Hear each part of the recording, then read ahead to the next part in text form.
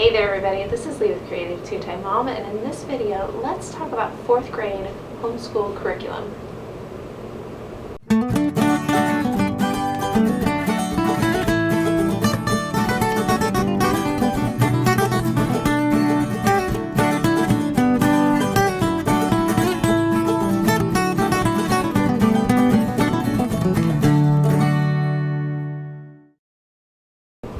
So it's that time of year again. It's almost time for school to start. In fact, we are starting in about a week.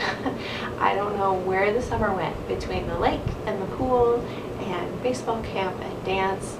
Our summer, just like that, is gone. So I went and picked up our curriculum from the charter school just yesterday, and as I'm sitting here organizing and starting my lesson plans, I wanted to share with you what we are going to be doing in our homeschool this year. Now, Lydia is kind of 3rd grade, kind of 4th grade. She has a late birthday, and so she's always been ready to take that next step. So a lot of this will be 4th grade curriculum. Some of it I'm going to adapt down a little bit, but for the most part it's 4th grade curriculum. So for math, we are going back to Settler Oxford. I'm super excited about this. I love this program. You would be surprised, as Christian homeschoolers, I don't pick everything Christian. I love the Settler Oxford. I feel like it's a great curriculum. My one issue with this curriculum is that when your kids hit 3rd grade, it goes to a textbook and they have to transfer the questions to a piece of paper. So for that reason, I'm glad we did my math last year, but I felt like it just was not adequate. It wasn't challenging enough. So we are going back to Settler Oxford. And with this curriculum, you just open it up, there is a lot of problems on the page, and sometimes that can be a little overwhelming. But usually I just assign even or odds, and then they have to transfer them to a piece of notebook paper. So lots of notebook paper in my near back to school shopping future. However, I feel like this is a really good program, so she's going to be doing 4th grade math this year. For language arts, I only have some of it in front of me here, and I'll kind of explain as I go. I just picked this up.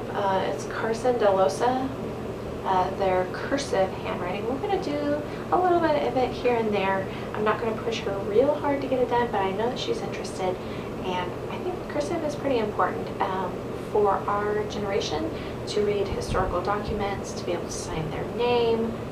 I think cursive is important enough to spend a little bit of time on it.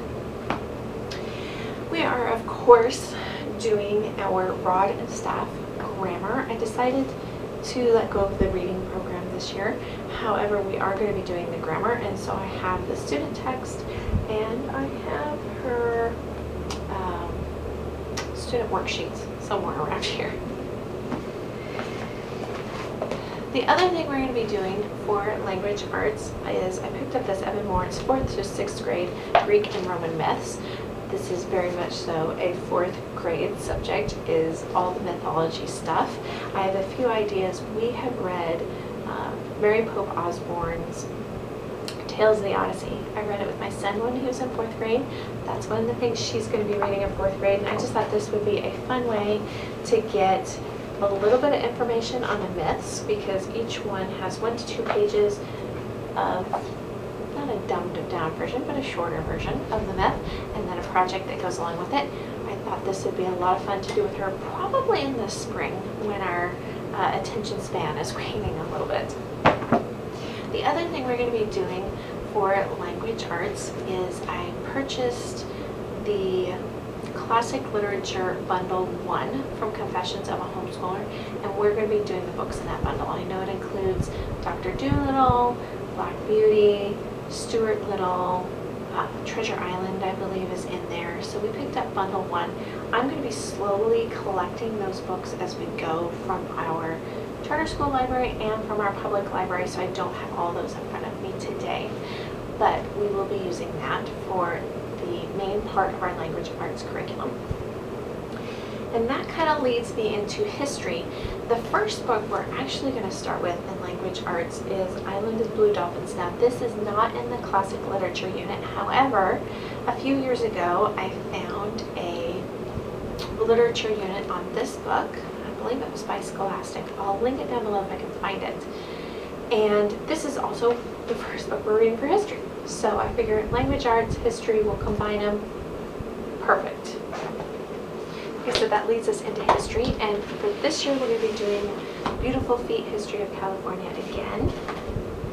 So for that, we start with Island of the Blue Dolphin. We do Zia, and I've kind of pared down. There was a couple books that we won't read from History of California, so these are the ones we are going to be using. By the Great Horn Spoon, and I'm hoping to find a literature unit for this as well so that we can transfer it over. Patty Reed's Doll, Riders of the Pony Express, Blue Willow, Song of the Swallows. This is San Francisco, and I also had them pull for me They're Off, the Story of the Pony Express. I think this will be really good. The other novel is pretty intellectual, a little bit above the 4th grade level, so I think reading it in conjunction with this will bring it down a little bit. And we have a History of California timeline. I'm excited about using this. My son and I never used one, so I'm excited about doing this with her. I also got an Evan Moore History Pockets with Native Americans because our History of California starts with Native Americans. And I picked up one of these, just a little $2, My States book from Lakeshore Learning. I've had this in my box for a while. And so it has state facts, capital, population, flag, map, etc., etc. I believe I'm probably going to get a second one of these to do with my kindergartner, since he's going to be following along with us, and then he can just dictate to me. But I think these are going to be a lot of fun to put together, and then they'll have them as kind of a little keepsake at the end of the year as well. For science, I really tossed back and forth science this year because I wanted to combine my 4th grader and my 6th grader. And how was I going to do that? A lot of things will go K4 and 5, 8. And this curriculum kind of does that too, so I'm going to kind of play with it a little bit. But we are going to be using Real Science for Kids, which I've never used before. This is a brand new curriculum for us, so we'll be looking for a review in the future. I'm sure I will do one. We're going to start out the year with physics. So I have the teacher's manual, the student workbook, and our lab book, and I have a separate set for my 6th grader. And then in the spring, we're going to be doing astronomy. And I've also purchased, but it's on its way, an Abeka 4th grade science, so that, and I have a 6th grade coming as well, so that for the 4th grader I can pull and add in a few things to meet some of the state standards that aren't being met with the physics and astronomy, and the same with the 6th grader. There will be a few things that I will pull from Abeka to fill in some of the gaps. So all of that is our 4th grade curriculum this year for my Miss Lydia. Leave me a comment down below. Let me know what you are using for 4th grade curriculum, and we will see you guys in our next video. Bye guys.